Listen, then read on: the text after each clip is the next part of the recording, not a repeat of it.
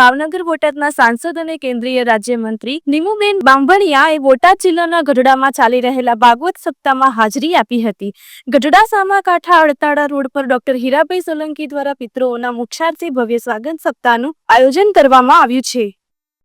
આ સપ્તાહના 5મા દિવસે કેન્દ્રીય મંત્રી નીમુબેન બાંભણિયા સાથે પૂર્વ જિલ્લા ભાજપ પ્રમુખ સુરેશભાઈ ગોધાણી, મહામંત્રી જયરાજભાઈ પટગીર તેમજ શહેર ભાજપ પ્રમુખ વિક્રમભાઈ બોરીચા સહિત અનેક આગેવાનો ઉપસ્થિત રહ્યા હતા। આ પ્રસંગે આયોજક પરિવાર દ્વારા નીમુબેન બાંભણિયાને ફુલહાર પહેરાવી તથા શાલ ઓઢાડી સન્માનિત કરવામાં આવ્યા હતા। સંબોધનમાં કેન્દ્રીય મંત્રીએ ડોક્ટર હીરાભાઈ સોલંકીના કોરોના કાળ દરમિયાનના સેવા કાર્યની પ્રશંસા કરી હતી અને જણાવ્યું કે ભાગવત વ્યાસપીઠ પરથી જીવન જીવવાની પ્રેરણા મળે છે। માતૃશક્તિને વંદન કરતા તેમણે મહિલાઓના યોગદાનની ચર્ચા કરી હતી। આ પ્રસંગે મોટી સંખ્યામાં ભક્તો ઉપસ્થિત રહી ભાગવત સપ્તાહનું રસપાન કર્યું હતું। રિપોર્ટર મહેશ સોલંકી, ગઢડા।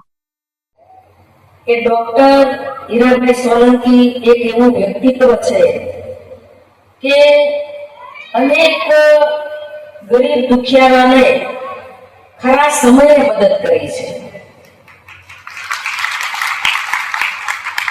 કોરોના જેવા સમયમાં પોતાના જીવને પણ જોખમમાં મૂકી અને ગરીબ ભાઈ બહેનો એની સેવા કરવાનું કામ આપણા હીરાભાઈ સોલંકીએ કર્યું છે। મંજુલાબેન પૂર્વ નગરપાલિકાના પ્રમુખ તરીકે રાજનીતિમાં કેવી રીતે કામ કરી શકાય એવી પ્રેરણા આજે પણ અમને મંજુલાબેનમાંથી મળે છે।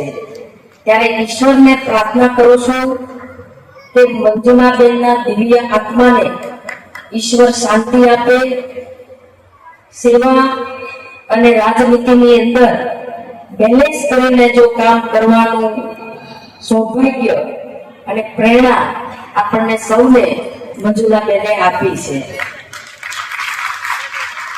પારુલ અમારા બંને વહુ બહેનો એમણે મારું સન્માન કર્યું। જ્યારે માની ખોટ હોય ને ત્યારે એ સાચી લાગણી એ દીકરીમાં હોય અને દીકરી માની ખોટ પૂરી કરતી હોય છે। માનું મૂલ્ય ઘરમાં કેટલું મહત્વનું હોય છે।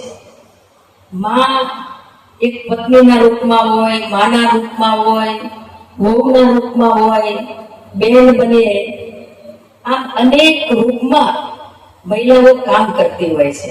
અને એટલે આપણા દેશની સંસ્કૃતિમાં મહિલાઓને માતા તરીકે બોલાવવામાં આવે છે।